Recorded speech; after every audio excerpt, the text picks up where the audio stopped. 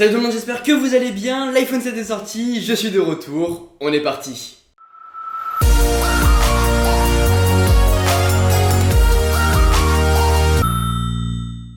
Hier se déroulait le keynote d'Apple où ont été présentés les nouveaux iPhone 7 et 7 Plus, et voici les 10 nouveautés qu'il faut savoir sur ces nouveaux iPhones. Numéro 1, le nouveau coloris, le noir Zeiss vient faire son apparition, qui est un noir brillant, un petit peu comme sur le Mac Pro, et il est vraiment splendide, mais par contre, je pense qu'il prendra énormément les traces de doigts, donc du coup je pense plus me tourner pour ma part vers le noir mat, qui est vraiment splendide, et qui vient accompagner les coloris classiques, le argent, le gold et le rose gold. Numéro 2, le bouton Home, qui sera plus cliquable mais bien tactile, un petit peu comme le fait Apple avec ses trackpads sur ses MacBook Pro, et dans ces cas-là, un appui vous permettra de retourner sur l'écran d'accueil, un maintien déclenchera Force Touch, et donc déclenchera Siri ou d'autres commandes comme le multitâche. Numéro 3, la certification IP67, ça y est, l'iPhone là, donc vous allez pouvoir plonger votre iPhone sous l'eau à 1 mètre de profondeur pendant 30 minutes, après je sais pas ce que ça va pouvoir faire, mais en tout cas, vous n'allez pas forcément aller vous baigner avec, mais si vous courez dehors comme ils l'ont montré, s'il y a des gouttes d'eau dessus, ça fonctionnera. Mais maintenant, prendre des photos sous l'eau, je ne suis pas sûr. En tout cas, c'est pas trop recommandé. Numéro 4, l'appareil photo. Apple a fait un carton hier avec son appareil photo et il a l'air bien meilleur. Alors, sur l'iPhone 7 classique, c'est un capteur photo de 12 mégapixels qui a été mis avec une ouverture focale de 1.8. Donc les photos en basse luminosité seront bien meilleures, mais là où ça a fait fort, c'est sur son iPhone 7 Plus. Il y a désormais deux capteurs de 12 mégapixels, mais le deuxième objectif est un téléobjectif qui vous permettra de faire un super zoom sans perdre en qualité, et ça c'est vachement bien. Et d'ailleurs cet objectif apportera une nouvelle fonctionnalité dans l'appareil photo qui est portrait, et donc vous permettra de faire des photos donc en portrait. Il captera la personne et fera un flou en arrière-plan. Et on a vu des photos, c'est vraiment splendide. Maintenant, on verra si ça marche, mais en tout cas, cette nouvelle nouveauté ne sortira pas avec l'iPhone, viendra dans une mise à jour courant en mois octobre, je crois.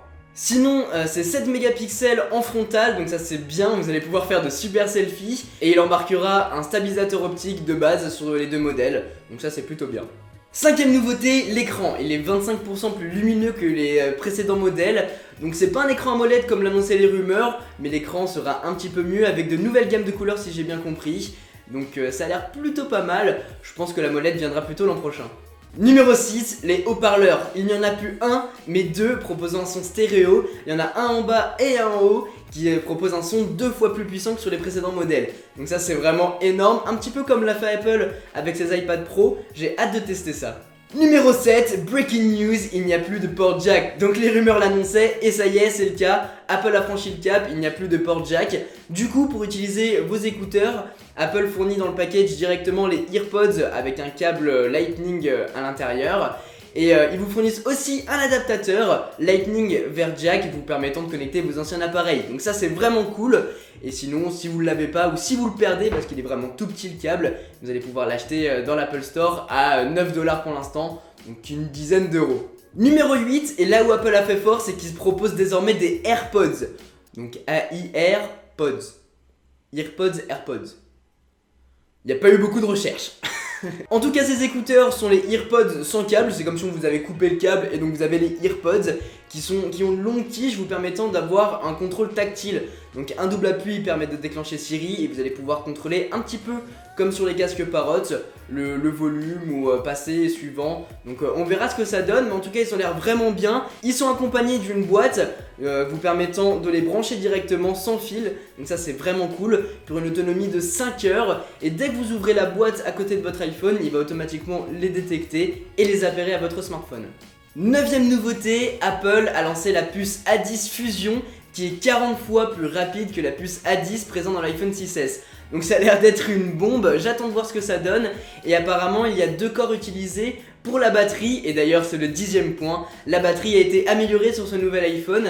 Alors apparemment il y a 2 heures de plus sur l'iPhone 7 que sur l'iPhone 6S, et 1 heure de plus sur l'iPhone 7 Plus par rapport au 6S Plus d'Apple. Donc on verra ce que ça va donner, mais en tout cas une légère autonomie, mais c'en est une tout de même.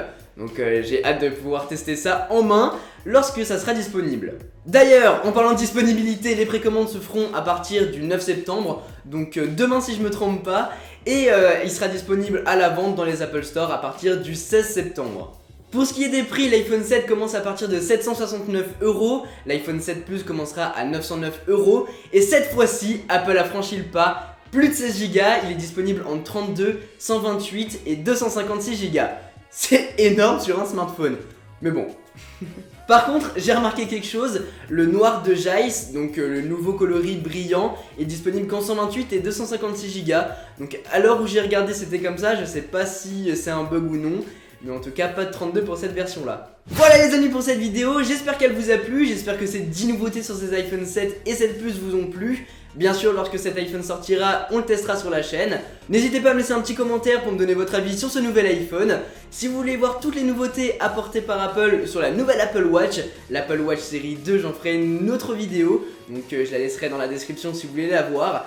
Sur ce, c'était Quentin, passez tous une très bonne journée. Tchou!